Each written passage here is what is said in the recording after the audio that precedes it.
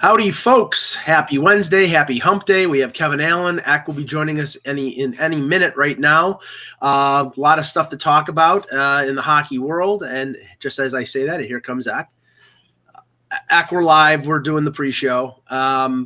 Russ, go ahead. Start us off. So next week, we enter into NFL free agency next Wednesday. And it's kind of an interesting thing this year because there are some teams that are basically in not so very nice terms telling guys to hit the brick. So like the Texans wished Jonathan Joseph all the best in like his future endeavors. And it's like, this is a guy that's played for him. The Eagles have basically said to Jason Peters, like, go test the market. A lot of NFL teams now, it's gotten to be a very cold business. And the Redskins with Trent Williams told him to go out and find a trade. Yeah. Well, it's been that way forever. It's colder now, though. It does. To me, it's always been like that. It's just been unspoken. Maybe. But, yeah. I've always been under the impression, right or wrong, that in the NFL there's about 25 players that everybody wants to have, and they all compete trying to get those guys, and then everyone else seems interchangeable based on how where they are in their careers and how old they are, how banged up they are, and everything else. I mean, their career expectancy is so low. Like no athlete deserves or needs more protection than an NFL player, and they have the worst contracts, of any of the four major sports. Well, they do. I thought it was interesting that because I saw this yesterday that the NFL and the PA agreed to move the date of the decision-making process for transition and franchise players until Monday because they haven't voted on the CBA yet, and the rules. Right. The rules would be different. If the CBA isn't passed, then teams have both tags. And if the new CBA goes in, they'd only have the franchise tag. I mean, it's like going into free agency without knowing what the cap amount is. It's bizarre. But it seems like that could happen. And the lack of guaranteed contracts, in a sport where your career is so short, it's remarkable. I'll tell you from a Jets standpoint, I believe they'll re-sign Jamal Adams, and I believe they'll re-sign Robbie Anderson. I know they're looking at an offensive tackle or two out there. Kev, my question to you is, how will the Lions screw it up this year? Yeah, well, they'll just find a unique and colorful, creative way because that's what they're really good at. You can never. They're so unpredictable in the ways that they screw up. Some years they take a tight end in the first round when nobody would take a tight end that high. And Jets have done that too. Yeah. Yeah. Sometimes they just miss on their draft selection. Sometimes they let players go that they shouldn't. Sometimes they sign people they have no business signing. Well, it's funny because Russ was sort of trolling me and laughing about the Bills signing Josh Norman, which I think is a terrible signing. No, it's not because, and this is the reason why they only signed him for $6 million. He's a former All-Pro, a Pro Bowl cornerback, and he's played his best football with Sean McDermott as his. How many years ago was that? 4 or 5. In NFL years, that's like a decade. I know, but he's not. They're not asking him to be the matchup corner. He's the second corner with Tre'Davious White being the main guy. I think it's a good signing because nothing's guaranteed, and they can cut him if he sucks. I'll tell you what. The one thing I've learned about getting corners, Trumaine Johnson included, where the Jets just wasted money on him. Right. The minute you lose a step at that position, it's over for you. Well, I mean, the only thing that's the main thing that's interesting, Kevin, then we'll move on to hockey, is I love this sort of domino effect that the quarterback situation is going to have. Yeah, it's massive. Now, well, especially with apparently the Tua, the quarterback from Alabama, he passed the medical evaluation with flying colors on his hip injury. So now the feeling is it's going to be 1-2 Burrow and Tua in the draft. And now this starts the whole thing where is Washington going to pick him, or are they going to trade down? Is Detroit interested in taking him because Stafford has injuries? All this stuff at the top of the first round, and then you got Brady and you got Bridgewater and all these quarterbacks. It's going to be nuts. It's going to be absolutely crazy. Can I say, go ahead, Kevin. Yeah, it'll just be an entertaining, draft. So Russ, before we start the show, I wish I could remember what it was, but I laughed aloud. I should have written something. Somebody commented on Facebook about something obscure, and you said, I just can't get concerned about that. And I just started laughing because I wanted to write. Because Russ is concerned about everything. About everything. And he's not only concerned about it, he's usually angry over every little thing. Yeah. And a guy, put something out there, and Russ literally posted. You know what I'm talking about, Russ?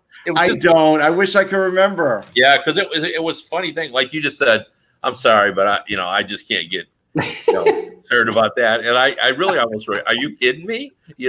It was probably a Genesis reunion. That's probably what it was. It could have been. Was it? I don't. I did post about that. Did you say you didn't care one way or the other? I don't know. I'm gonna look. I'll look at my feed. That's very surprising. Yeah. Anyway, all right. Let's talk hockey. Yeah, I'm gonna throw one thing out there about the NFL thing. We don't have to talk about it, but what just baffled my mind about this whole situation, as a real casual football fan, is how these guys don't have guaranteed contracts. When it feels to me like these players, if they just held out for guaranteed contracts, the NFL would give them whatever they want because they make so much money if they weren't playing. I don't get how the NHL managed to get salary caps out of the NHL. The NHLPA got salary caps on the NHL, and these players can't get guaranteed contracts. Well, the NFL was very clever in this new CBA, which is more than likely going to pass. They basically told the star players to go screw themselves, and they gave $100,000 on increased the league minimum on contracts by $100,000, and they will get the stars will get outvoted by the rank and file, and that's why it'll get passed. Wow. Yeah, well, there you go. All right. Yeah, it's just sad, really, that they don't have guaranteed contracts, and brutal. A lot of it is, and we were just talking about this, but the NFL really views players as disposable assets. They just use them up in quick order. The career expectancy is so short. Yep. Look at the running back position. In my lifetime, and when I was a kid, they were the most revered players on the same level with quarterbacks. Mm-hmm. Just think of the Jimmy Browns and Gale Sayers and so forth. Now you don't even care about them, and you just get a different one every 1.5 to 2 seasons. Well, I mean, remember it's more than a few years back, but Kajana Carter gets drafted number 1 overall by the Bengals, and he blows out his knee in preseason, and he was never the same. It's like, they realize that position is a position where players get hurt more often and they get worn down more often. I'll give you the worst case scenario was the guy on the Patriots who blew out his knee playing volleyball. Robert Edwards, right? Volleyball at the Pro Bowl. Yeah. That's ridiculous. Well, that's right, though. I mean, as I said before, no one needs more protection than an NFL player, and they have the worst. And no one would seem to have more leverage than an NFL player. That's what I don't get about. They really have no leverage because they're all interchangeable except for one. That's the problem. They're all interchangeable, and if they strike, the NFL has protected themselves with their television contracts that they don't lose a dollar. Yeah, so no leverage. Right. Yeah. All right, let's go. Sorry. Okay. All right. Here we go. March 3rd. March 11th. March 11th. Just a week. Just 8 days behind. Man, usually you're a little bit closer than 8 days.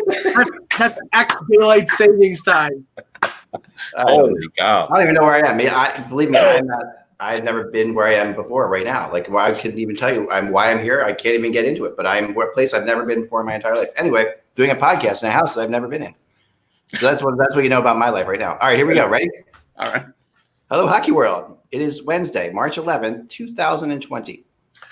I think I'm Michael Lagello. I'm certainly Russ Cohen from Sportsology. Yeah, I'm definitely Kevin Allen. And I'm Eklund, and you're watching HockeyBuzzcast on HockeyBuzz.com. This is the podcast that comes to you every Monday through Friday at a secret time and location to fill you in on the comings and goings in the hockey world. Are you self-quarantined, Ek? No, I'm not self-quarantined. I do not have any virus. I did bring my we were at a soccer tournament this weekend, and I brought my wife back home a case of Corona, like the beer. And I just to be able to use the joke, there's a case of Corona in our county. Just to be able to use that joke, and I handed her a case of Corona beers. Anyway, that's I thought no time and a place, Zach. Yeah. A long way to go for a joke, and an even longer way to tell about the long way I went for a joke. Yeah. All right, so thank you. Let's move on. What's wrong? And I want to bring this up to you. I brought it up on my blog yesterday, and I'm really want to get everybody's opinion. What the hell is wrong with the Eastern Conference? Like, this is something that just is baffling to me. Like normally I would have said before we started this season that the Eastern Conference was the better of the two conferences. Like, I would have thought that really, I don't know. I felt like that goes back and forth, but I felt like at this point in time, the Eastern Conference might have it. Like, they have the Metro divisions are really good. All these, they're in of the 10 or 11 teams in the playoff race. There are exactly 2 of them that have won more games than they've lost in the last 10 games. So I still think the Eastern Conference is better, but I mean, they have the only team with 100 points. But no one can win. I mean, everyone's losing. Well, I think there's so many good teams. Right. That I think that plays a role in it as well. But you look at I always look at the top, and you look at the Bruins, you look at the Tampa Bay Lightning, you look at the Washington Capitals. Yeah, that's the class right there. Yeah, and then the Flyers have really come on. I had a long talk with Keith Jones recently, and we were talking about the Flyers, and I was asking him about his opinions of why, and he had some interesting insight. And obviously the Flyers have the best home record in the NHL. Mm-hmm. And what's funny about that is historically, it's always been tough to play in Philadelphia, but for different reasons. Yeah, right. Back to the Broad Street Bullies. It's been a while since they've had the best home. I mean, they haven't. No, that's exactly right. And he said that the reason they do, and I get this completely, and I think he's right on this, though I hadn't thought about it before he brought it up, is that they are a great matchup team, and Couturier is a great matchup center. So they have such an advantage when they can put him against the best line in the other team. And Provorov is also a terrific matchup defenseman. Mm-hmm. And so at home, he said they have just such a superior advantage. Well, okay, so now we've got, those 3 teams I mentioned, the Philadelphia Flyers, and I think the Hurricanes are, sneaky good, and the Columbus Blue Jackets have been one of the harder teams to play against all season. I mean, there's just so much ability, and the Maple Leafs are maybe imperfect, but they're still a dynamic offensive team. So I feel the same way. But the issue is, like, when you look at those teams you just mentioned, the Bruins have won 4 of their last 10. The Lightning have won 3 of their last 10. Toronto has won 5 of their last 10. Carolina's 5. Columbus 3. I can provide an explanation for some of them. I mean, with Boston, they're 8 points up on the Lightning. I think they've taken the foot a little bit off the gas pedal, and that could be dangerous when he gets to the first round. Boston's not a team. I'm all right. Boston's 7-3 in their last 10. Boston and Philly. Philly's 9-1. Those are the 2 teams that are playing well. I thought you just said they had won 4 of the last 10. No. Washington's won 4 of their last 10. Okay. Well, and Washington. Pittsburgh has won 3 of their last 10. Yeah. I mean, it's just Tampa's won 3. But I think there's ebbs and flows in the season, Eck. Yeah. I mean, the Flyers were red hot, right? And Boston shut them out yesterday. Well, let me bring up too. I just think you look at last night's games, and there were 2 just fascinating games to me. Mm-hmm. And the first one was, I did a podcast where the Flyers were the major emphasis on it, about how good they're playing. We kind of broke them down, and it really is amazing. I think everybody was sort of bullish on they were headed in the right direction, but nobody thought they'd be this good. Yeah. But we're talking about how good they are. And so they play the Bruins.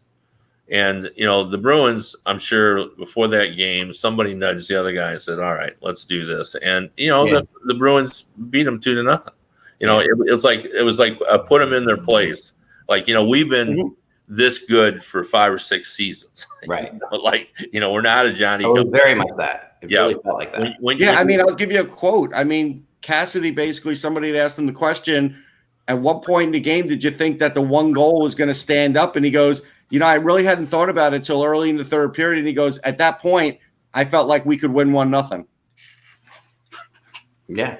I mean, they did. The Flyers did hit 4 posts in the game, so I'm not going to count posts. The dynamic changes drastically. But they didn't have any traffic. They would get a great shot, and then it would get cleared. They would get a shot, and it would get cleared. Yeah. They didn't have any traffic in front of the net. All of that got swept aside. I mean, last season proved that any team, no matter how good they play in the regular season, can get beat in the playoffs with Tampa. But you look at Boston, you look how they're constructed, you look how they're not a one-line team anymore. Yesterday, I know, Russ, that they moved Pasternak to the second line with Krejci. They have a really good third line with DeBrusk and Charlie Coyle. Their defense, even without Krug, even without Carlo yesterday, was airtight. And then they have Rask, who's been fantastic, not just this year. The best year of his career, I think. Right. I mean, to my mind, they're leaps and bounds the favorite to come out of the East. But that's not to say that Washington or Pittsburgh or Tampa Bay couldn't beat them. I look at the Eastern Conference right now, and a team like Toronto, and this is why they're infuriating. They're a roller coaster. They're schizophrenic. They play 2 weeks ago. They go to Tampa. They go to Florida. They beat Vancouver at home. They win 3 in a row. They're 5 points up on a playoff spot, and everybody thinks it's over with. They got it. Well, let me just finish. Then they go to the West Coast against 3 non-playoff teams, and just puzzlingly, defensively they played well. Offensively, they were out to lunch. And then they come back yesterday and play one of the best periods of the year. They outshot Tampa Bay 18-6. And in the second period, they were the road Leafs again. They were the team that got buried on the road. It's unbelievable how hot and cold that team is. Well, the fact that they've played that way and are still third place in their division is exactly what I'm talking about. Like that, they have been. That's fair. They've been really inconsistent, and yet Florida has had every chance to catch them, and they haven't. But there's a reason for that too, Ek. Like, I don't want to. No, that's what I'm saying. All these teams have huge issues. They do. But what I was basically trying to say is, and we said this yesterday, for fans that are trying to sort of watch every other game to see if their team gains a point or whatever, there are teams like the Capitals that absolutely know how to get a point out of a game and not kill themselves in the process. And that hurts teams down below. And that is a problem for Philly trying to win the division, because I don't think they'll win it because of teams that are very experienced, that know how to work the schedule. They do. But I'm going to go to the Western Conference. I don't want to hear Kevin's other game from last night, because the Western Conference is exactly the opposite of the 10 teams trying to make the playoffs there. Only 2 of them have won less games than they've lost in the last 10. I mean, only Dallas and Vancouver are the 2 teams that have won less games than they've won. You know what I mean? That kind of thing. So it's like you're looking at right now, one conference is obviously beating up on the other conference, because we're talking about, and beyond that, the spoiler teams are in both conferences are just tearing it up, right? This is like unlike anything unlike anything I've ever seen, I think, as far as what we're seeing on New Jersey and Ottawa and LA and Anaheim, and they're just all they're all winning like crazy. So right now, to me, like in the Western Conference, everybody's trying to make the playoffs, and in the Eastern Conference, everyone's trying not to make the playoffs. This is what it feels like. It's just kind of crazy. No, time. I don't feel that way. Yeah, I don't either. I really don't feel that way. Like, if you listen to Evgeny Malkin yesterday after their win, who cares if they played New Jersey? They went out there really annoyed with themselves and the way they played lately. Yeah. He went out there and scored 2 goals. He talked about this, picking them up and moving them forward. Murray was making diving saves like it was the Stanley Cup. That's why I don't buy it. I'm, of course, talking in jest when I say they're not trying to make the playoffs. I'm just saying that they're not winning. So, Kevin, what was your other game last night? Well, I mean, I thought the other game, and Mike alluded to, was the fact that, what are we always critical about the Toronto Maple Leafs is that, they don't know how to play defense. And they go against the number 1 offensive team in the NHL, and they beat them 2-1. And, it just got me thinking. I got in a long discussion with Tom Laidlaw about, we all sort of understand this, that, in football, when you talk defensive schemes, it really makes a difference because there are so many different ways to play defense. How many people you rush, whether you're going to play man-to-man coverage, how often you're going to blitz. Yeah, nickel, dime, all that. Yeah, all that stuff. And relatively basic. I mean, they talk about defensive schemes, but it's really just about commitment. And so it made me think, like, could the Maple Leafs, and I asked this to Tom, if they had a mind to, would have just a team meeting and say, hey, look, let's just going to change how we play and we'll just concentrate on defense. Would they be capable of doing that? And he said, well, yeah, they could. But, my argument why you can is that you need to develop the habit of doing that. Well, and this is the thing, Kev, because we talked about this. We talked about this on Monday.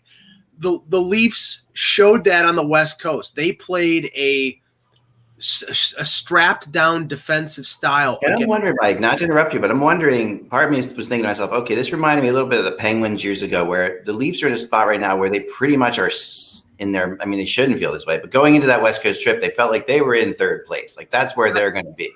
I know. Did they just say, we're going to concentrate on these three relatively easy teams? We're just going to concentrate on defense for 3 games. Like, did they focus? Because that's what it felt like watching this. Yeah, and the point I was making at, because they focused on defense, and because they focused so much on defense, they couldn't score. So it's the inability to play two-way hockey. It's like you have to do it both. You can't do one or the other. You can't play wide open. You can't play shutdown. First of all, they're not constructed to play shutdown hockey, but they were able to do it effectively against teams that are challenged offensively, but they couldn't score. So what good does it do you if you're playing good defensively if you can't score a goal? Yeah. If I could, after that Flyers game, I'd like to mention how the new setup went. Yeah. Okay, so if you're an outlet, and I'm my own outlet, I used to be able to cover both teams. I used to be able to go into the opposing locker room, get like 1 or 2 players, and finish out with the Flyers locker room with at least 2 players, 1 player. It is now impossible to do that under the new policy because they've got like the teams set up at opposite ends of the place. And so, like, when we went out there, the Bruins, as an example, first they gave everything to their regular TV, so you have to wait for that. Okay, we waited on that. Then they set up a backdrop with a small podium. They didn't even have a mic stand, so basically the PR guy had to hold a couple of mics, the Nesson mic or whatever. Players were sort of laughing at that, and then we were like 8 feet back. So now it was kind of like the old days when I first started, and you had to run up and put your mic on the podium, but the problem is you're now 8 feet away. You're not like 3 feet away. So we're asking like the guy in the front row to do that for us, right? And I said, just leave it because otherwise you're going to keep running back and pausing it. We're not going to worry about that. When they were down into their third player, Matt Grzelcyk was out there talking, and Tuukka Rask opened up the back door, and he was just like, wow. And he started laughing, and there was a chair for him to sit in, and he was like stunned that this was like the setup because we're all like huddled together 8 feet away. And then there's this podium. So then he went into the back, and then instead Bergeron came out a couple of minutes after Grzelcyk finished. And then Rask came out and joined Bergeron together to finish it out. And that, I think, is how it went in a lot of buildings. Yeah. And so it's not going to be smooth. There's no longer going to be any exclusives unless a player calls you, and there's going to be players you're never going to hear from again. And bottom rung players are just not going to. Go ahead, Mike. This is the interesting thing, because when this edict came down from all the major leagues except the NFL regarding no scrums in the locker rooms, no access to the dressing rooms, and now a 6 feet distance between the media and the players. And they're in Toronto. What they're doing is they're putting them behind the podium where the coach has been, where everybody's seated. That's all fine and good, but I noticed in the Boston-Philadelphia broadcast, I noticed in the Toronto-Tampa broadcast, in between periods, Mark Masters, who was the guy who was interviewing Morgan Riley and standing right next to him, and the pregame host in Boston was doing the same thing. So it doesn't pertain to. Well, no, it's not. I mean, and I understand that to a degree. I think a lot of people in the media are going to have a problem with that act. Because why doesn't it? You may understand that, Eck, but a lot of people were complaining about that. Of course, yeah. Well, I'm going to go to Kevin on this one because Kevin, in one time in a day and age, you would have been the one that people complained to. when you were the president of the Professional Hockey Writers Association, you would have been the guy who got the call from everybody saying, this is not working, this is not working, this is not working. I understand why some journalists are upset about this because, for the last decade, there's been a major battle about access. And I think the NHL is sincere about, wanting the media to be involved. But I think this situation has kind of forced them to feel like they did something. And I also think they wanted to keep up with the Joneses with the other major league sports as well. Yeah. So I think that, there's some peer pressure, put on the league. But, if you think about it, what's every fall and winter we go through, anyone who covers an NHL team, what's always a major story? The flu is running rampant. That's always the story with every team. And it's always significant. We had, the mumps. When we had flesh-eating bacteria. Yeah, because of addressing environment. Right. And I want you, because you've all been there, anybody who has seen Sidney Crosby being interviewed, it looks like he's in a dark cave because he sits in front of his podium, in front of his cubicle, and because he doesn't like going to the podium. So everybody kind of hovers around. You're all, there's about 15 of you, if you can even envision this, but it's true. There's about 15 people that are within 13 inches of Crosby's face. Right. And then there's people in the back sticking their microphones in. So there's about 32 hands that are in there as well. And now just sort of, so I get it, why there'd be a concern. But, the same thing, you're going to let a TV guy then grab him around the shoulder. You know how they do their interview. Grab him around the shoulder, lean in. You're 9 inches from their face, sticking a microphone in. Who knows what's, where the microphone's been, So, it's just frustrating. And, and it's really no one's fault because, no, it's not anybody's fault, but it just, I wanted to at least let people know how it's going because when you read it and hear about it, it's going to change how they view and hear about the sport. Well, what I think is going to be interesting is how it's going to change something like, and I experienced this a few years ago in Pittsburgh, was the media day for the Stanley Cup final, where you had all these little setups where the players were sitting down at little tables and all the media were surrounding them literally a foot away, battling for position. And only, I think, the coaches and the general managers were set up at a podium. That's going to have to change. That's not going to happen. Yeah, you'll take a number like a deli, and you'll be able to walk up. The reality is, we do live in a day and age. Can I have a brisket, please? I'll have a brisket and an interview with Sidney. Yeah, that's right. I mean, we do live in a day and age where there's a lot of media players, media people who can't afford to travel with the team that used to travel with the team. And I've been long on the thing with the Flyers, and I've talked to Zach Hill about it, and he's talked about me about it many times. Zach's the guy who does the media in the Flyers, one of the best in the business. Right. And I've said, why aren't we Skyping these interviews out? Like, why aren't we coming up with like a Google Hangout like this? Like where at least have one or two players come into that room, and for the people who can't travel with the team, who's media. And it doesn't make any. I mean, we live in a day and age where this can be dealt with in a way that maybe is better than it's being dealt with right now. Well. I think that there's a little bit of, can you put the tooth back in the toothpaste thing going on inside of like reporters' minds, because they're like, okay, get the toothpaste back in the toothpaste. No, but what the problem is? We now don't have a choice. So basically, last night Boston chose who they were bringing out to speak. Right. Now we all work on articles and pitch articles. If 3 weeks ago I pitched an article to an outlet and said it would be on Michael Raffel, I can't do that article anymore because now I no longer have access to Michael Raffel. And if I ask the Flyers to bring him out, they're going to be like, they don't want to speak to Raffel. We're going to have to bring out Joel Farabee. Like, you don't have a choice now. We used to be able to, the PR guy would ask you, who are you looking for? That doesn't exist now. Yeah, but that hasn't existed for a while. Oh, no, it still exists. Maybe it exists in Philadelphia, but as a general rule, that doesn't exist. If you're trying to do a feature in a post-game environment, as a guy that's covered the league for 35 years, you're asking for trouble. Yeah. Because then you're really dependent upon whether or not his team won or lost. Trying to do a feature in a post-game. Sometimes you just need the one quote from that game because you have everything else. Yeah, maybe. But You don't. That's all I'm talking about. In a lot of places, including I think Toronto. Mm-hmm. Uh-oh. Yep. We'll wait a second here. Yeah. And you're bringing out one player at a time.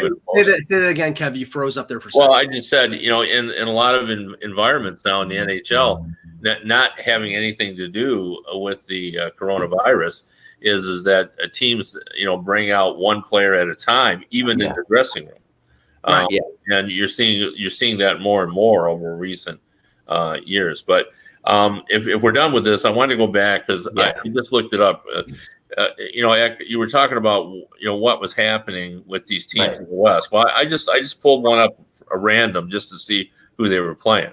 So let's look at the Minnesota Wild because I believe they won 7 of their last 10. Is that right? They have. Okay, so here's who they've played. In their last 4 games, they played the Predators, the Sharks, the Kings, and the Ducks. And of course, at that point, the Predators were not in, so they played 4 teams in the West that weren't in a playoff spot.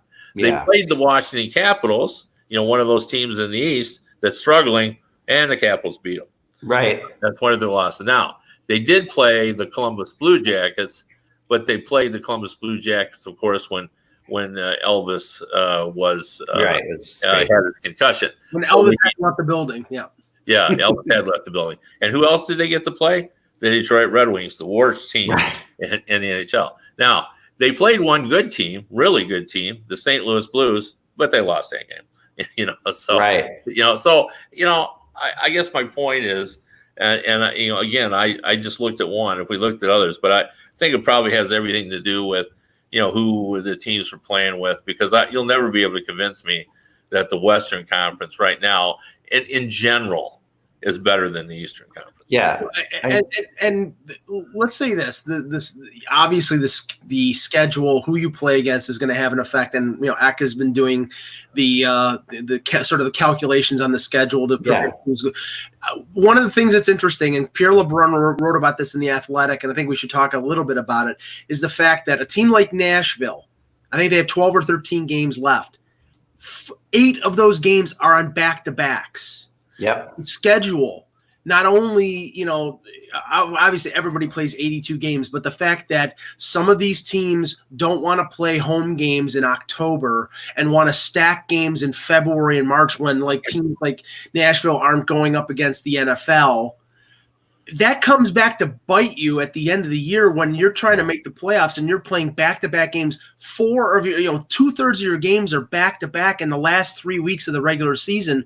Something's got to be done about that in terms of the schedule, maybe starting the season earlier or eliminating the bye week or something. But it might be impossible for Nashville to make the playoffs with that kind of schedule. Well, I will point out now, I have no idea whether this is true or not. And now I can't even remember which analyst said, but I was watching games last week, and they pointed out that this year the back-to-back issue has not turned out to be a detriment. That if you check the records of the teams, they're doing fine.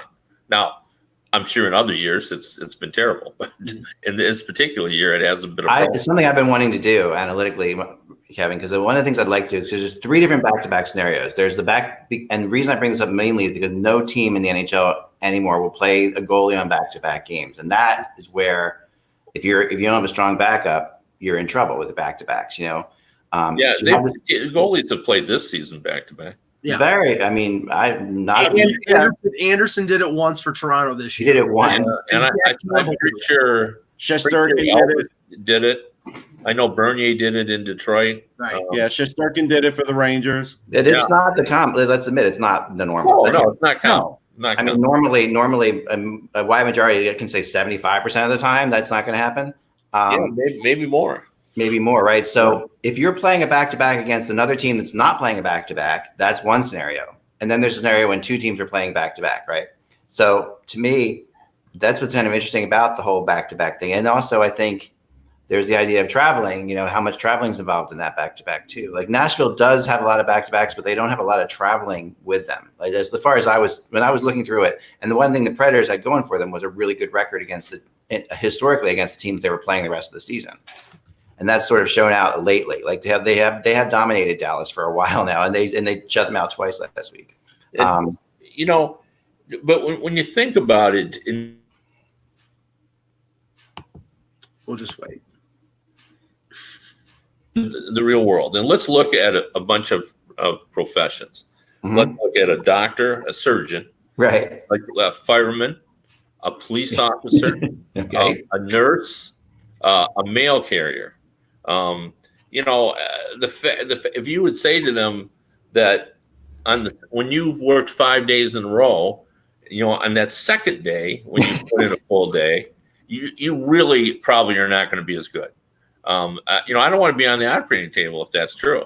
You know, like it just we sometimes just get carried away with that. Like these are elite level athletes. That's what I'm thinking. I feel the same exact way. It makes me insane. Like, do you think a back-to-back's harder on a goalie or a first-line center?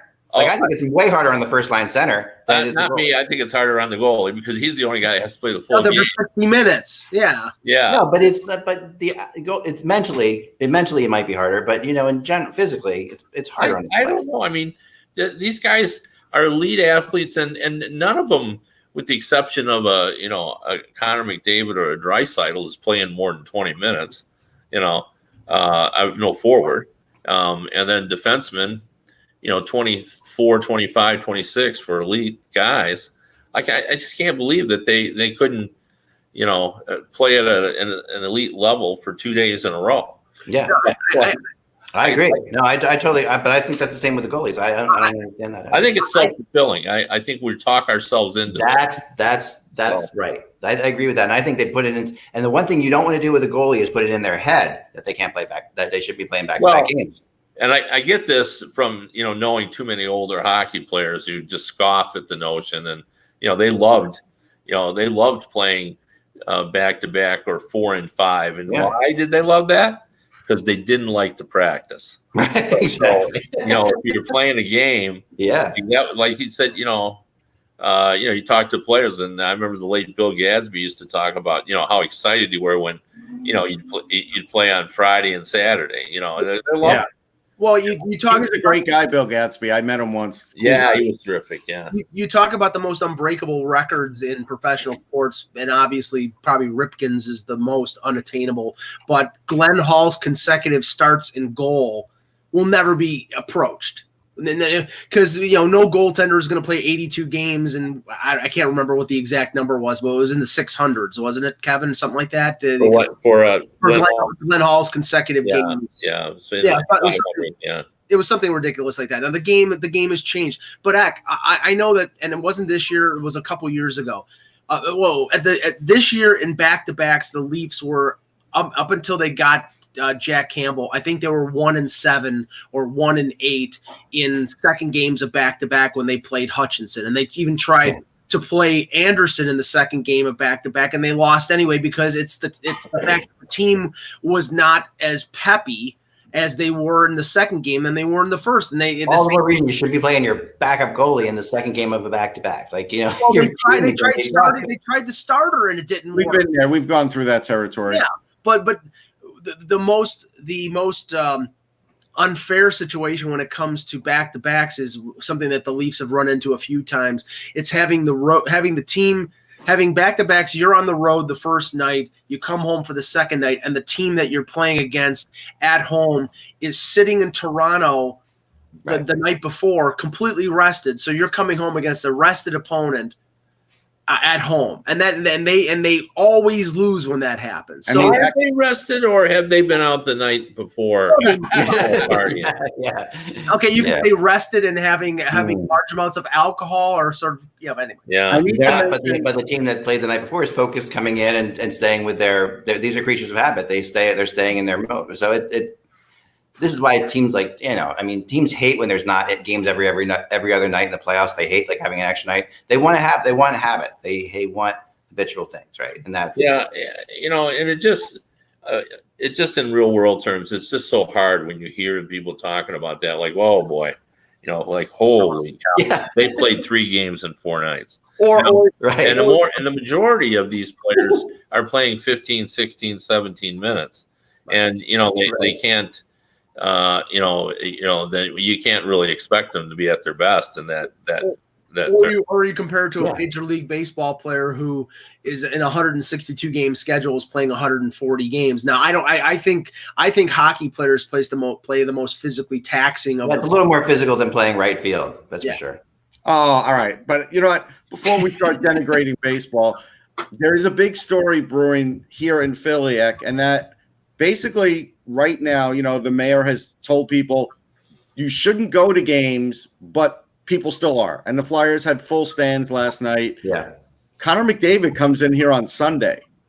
I mean, that's a big deal if all of a sudden things change in the next couple days and there's an empty stands when that's probably one of your biggest money-making games of the year, because people look to see when Connor McDavid's coming in town and buy tickets specifically for that. That's going to be a big deal to see if that actually happens on Sunday afternoon or not. Well, yeah, and most of the tickets are already sold, but yes, whatever happens. I mean, this is the scenario. I mean, San Jose is dealing with next week, right? So it's like right, but they've made it the law. They haven't made it the law here in Philly.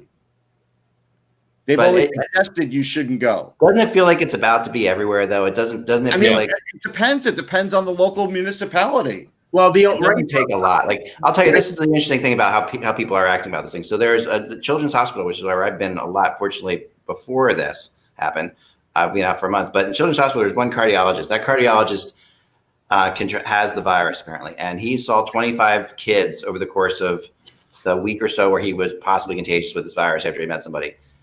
Those 25 kids go to 20 different schools in the area, and all those schools have been shut down.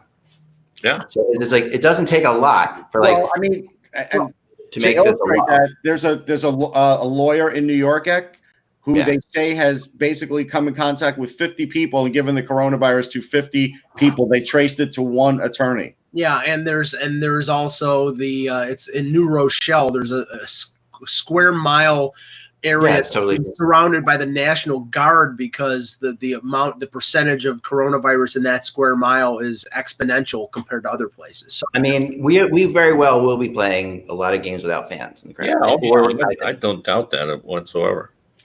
I think that's happening. And they want to go to neutral sites, but there really aren't going to be any neutral sites very soon. No, neutral sites won't matter anymore. It maybe did a couple weeks ago. It doesn't now. But we were talking about this yesterday, and the thing was we were concerned about, the teams are going to lose money. They're not going to lose money unless they refund the tickets because the tickets are already paid for. No, they lose a lot of money because the money is not in the tickets. It's in the merchandising and the food. Sure.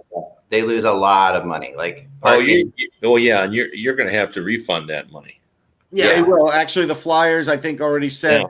Sam Porchidi sent out a tweet yesterday saying that they were going to work it out with people and refund, I believe. Well, I heard last week that it was possible the NHL could go to best of 3 or best of 5 series in the playoffs if this got too bad. I mean, my God, they can't do that, can they? Well, it depends how bad it gets. I think. Yeah. I just think that's probably a worst case scenario. I mean, the NHL did lose a season to the flu once, right, Kev? Well, yeah, and people died. Right. Guys it is possible. Yeah. I mean, all that has to happen is one or two players have to get this, and then it's a different game, right? So, I mean, and that's reality. One thing, 2 points I want to make of that. First of all, this is still a gate revenue-driven league. Right. Yeah. So this will affect the NHL more so than other leagues. Right.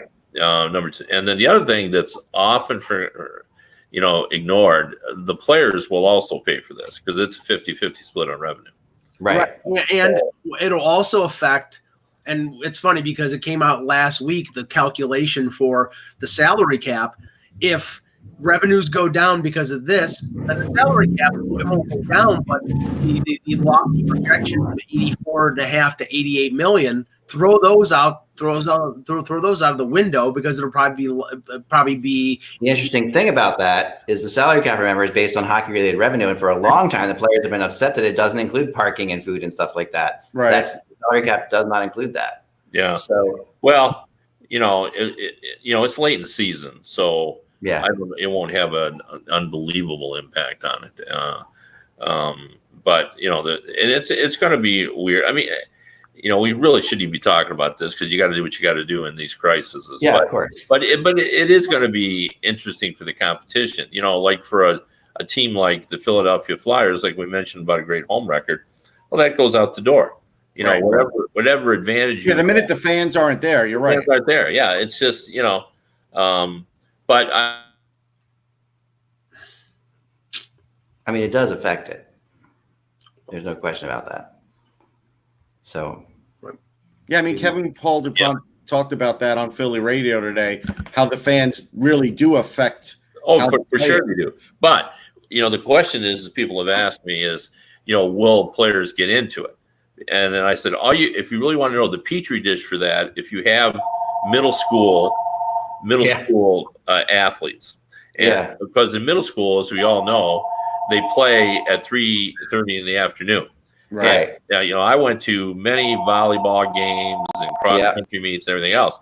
And, because I was a sports writer and maybe I was going to a game or I wasn't doing anything that night except writing in the morning, I'd be one of 4 people watching it dance.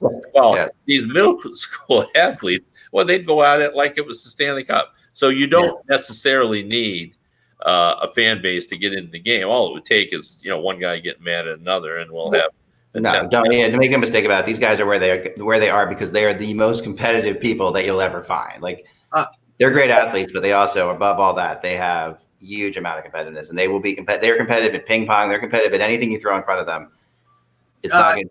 Playoffs are going to be the playoffs with or without fans. I wouldn't call this breaking news, but an update of information from Renaud Lavoie of TVA. Major changes coming to on the broadcasting side of the NHL games. Interviews are going to be limited. It will be possible to do interviews before and after games. Only one color commentator will have access to in between the benches per game. So that means for the Stanley Cup final, you can't have Ray Ferraro and doing the Hockey Night in Canada or the Canadian broadcast and Darren Pang or Pierre Maguire. They don't want 2 people in there. They want 1 person. Yeah, They're putting restrictions on everything. But the other thing is, Kevin Paul DuPont brought up a very good point on local radio here today, and he said, look, if all these games do start to happen with empty stands, will the viewer at some point be less interested? And he felt that way. And you could say no, but it is. I once watched a game. Now I watched the opposite. They had a game on NBC, a football game where there were no broadcasters and it was just natural sounds. And I fell asleep during that game. It was a Jets-Dolphins game. Now this is the opposite where you have the announcers, but part of the excitement for the game is what the crowd does create too. So I watch Florida Panther games. But how much do they get watched on TV is the question. Well, just they haven't been good enough. But it's just you don't hear the Panthers crowd. No, and here's my thing about that too. Like, I mean, honestly, if this thing is hitting to the point where we're playing in empty stadiums, people are just in their homes all the time, and they're going to be watch these games. Yeah. This is like right now, there's so many options to go out to a movie or whatever. I mean, these games are going to get the highest ratings in history because no one's going to be able to go anywhere. You know what it's going to be like? Remember the World Baseball Classic when you'd watch those games and there wasn't anybody in the stands, Russ? Yes. And you could hear the players talking to themselves. That's what. Yeah, so we're going to hear that. You see it sometimes in the World Juniors when you watch the World Junior Championships where there's some of the games. World Juniors, you see it, especially when it was in Buffalo. There's nobody there, right? In certain situations. So, I think that it's going to be a problem, but I also think there's another market of I think like the internet rate. Like someone said this is going to affect your internet ratings, which again is a horrible thing to talk about because they were all like worried about this. But I think people are going to be home more and looking for more stuff to do in their home because honestly, the reality is, that you're taking out a whole huge chunk of the market where people go out and do stuff. Yeah, no, this is that's why the market is the way it is because it just affects so many different things. Already you think twice about going to a restaurant. I wanted to see a movie. I wanted to see the movie about the basketball coach Ben Affleck. Yeah. And I said, I'm not going to go see it. I'm not going to sit in that.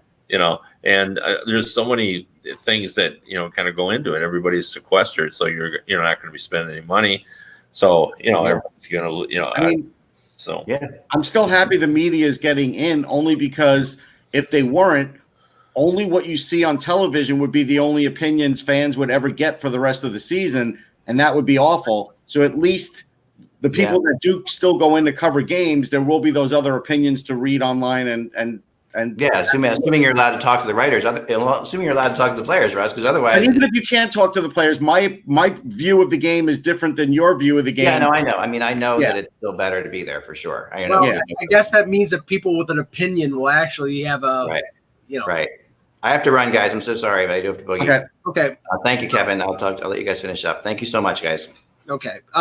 Well, just to finish up on just where, because I wanted to go further on that LeBron piece, was the fact that, I mean, Kevin, do you think that we know that there is a lot of focus now after like Kawhi Leonard in the NBA about managing players and how much that they play. I mean, it seems completely foreign to the way that the NHL was back in the day in terms of scheduling, but now that I can't even remember the term that they use with Kawhi Leonard, the time management. I can't think of it right now. But load management. Thank you, load management. But that's gaining traction with other NBA players, and I know that there's been talk about that with the Leafs. Although, they as soon as Babcock was fired, they started playing Matthews 22, 23 minutes. But do you get to the point, does the league get to the point where they see the schedule the way it is in March and April? They see players getting hurt, players getting worn down, and how that would affect, what is the marquee event of the season, which is the playoffs, and say, hey, let's go back to 74 games. Let's start the season on the second week of September. Who cares if it goes up against the NFL? I mean, do you think that the league would be open to something like that in the future? No, I just don't, and I don't think players would either. No, they're not. They would cut 8 games out of their revenue. Right. I just don't see it. I think that ship has sailed. I think people are committed to this. I asked right after the NBA talked about reducing their schedule. I asked the NHL that very question about, would they consider embracing some of these things? And I was told, no, not at all. So, I mean, I could answer this, Mike. We're always going to have maintenance days for players where they're not in practice or working out or whatever. That's a part of it. And then Bruce Cassidy was asked yesterday about players resting down the stretch. And he said, absolutely. They're talking about it. They're talking about the certain players, the ones that are in their 30s. And then he said, and one that we have that's over 40. And so Bruce Cassidy is going to rest guys down the stretch. Yeah. So in essence, some of that will go on, but not as drastic as getting rid of games. That's all. I think one thing they are committed to, I think everyone now understands there is value to limiting the number of starts for a goal. Yes. So, I think everybody's committed to, hey, we're not going to play guys 70 games anymore because they're not fresh for the playoffs. But beyond that, I think that everyone's committed now. And players, I've done stories, through the years. Players don't want to miss games; they want to miss practices. Right, and that's ironic because I've noticed in the last couple months with the Leafs, because that's the team I have the most access to, is that it's been predominantly optional morning skates, and most of the players don't go on. Their load management has been practices. It has not been games. Whereas in the NBA, you still see Kawhi Leonard miss a game here or there. And, maybe they think that's more acceptable. I know that's not acceptable to fans because fans want to see LeBron James or fans want to see Kawhi Leonard, and then they realize they got tickets for a game that they're not going to play, and they feel screwed. I do want to mention one last thing. Mm-hmm. Harvard actually is not allowing their NCAA hockey players to play in their tournament against RPI this weekend. So, in essence, they've forfeited. And so now, the whole ECAC part of the Frozen Four tournament may be in jeopardy. So that's just another domino. This is, there was just a statement released about the Seattle Mariners and some of their games because coronavirus is very widespread in the Northwest right now. We talked about the Golden State Warriors may not play games in San Francisco. So this really it's picking up momentum. And remember when Harvard says they're not playing this weekend, they're ending their season. Like that's it, because this is Yeah, postseason. well, It's over. I admire them from being principled on it. They obviously feel strongly about it. You know, they've sent students home. You know, sports, you know, should not be earn any special privileges. You know, Well, it's gotten to the point, and they haven't announced it yet, but there's been speculation about it. problem with younger people don't to get it, but they pass it on really well. So yeah, you know, I don't know. I think everyone's just trying to be reasonable as they move. I agree. Yeah, and they haven't announced anything about this, but there's been some chatter about it that the NFL is holding their draft in Las Vegas this year. It's next month, and that they might just simply go back to you. Kev, do you remember when the draft was on ESPN, where they had basically a bunch of tables and in some boardroom and at some hotel in New York, and Roselle was just they were calling in the picks? It might be that this time. That will be great. I always thought it was odd. Like I hate the new NFL draft. Thank you. You know, where you're not, you know, the teams aren't there. You know, I hate that too. It's just ridiculous. So the GM, they're back in the war room. I don't like it. Yeah, the lead up with the video packages of who they might take, and then the little chime music when the pick is finally, and just pick the goddamn. Well, the thing about it that's just bothersome to me is the draft now seems to about how many people can you get to show up. Like that's the whole story. In your posse. Yeah. You know, the Philadelphia draft, and you know, I don't know if that was the start of it, but you know, obviously that's a big thing now. Like how many people are going to be jammed into the square? Yeah. So. Well, great show, guys. Thanks, Kev, for coming on. Thank you, Russ. Thank you, Eck. For all of them, I'm Michael Lagello. Thanks for watching, and remember, without the buzz,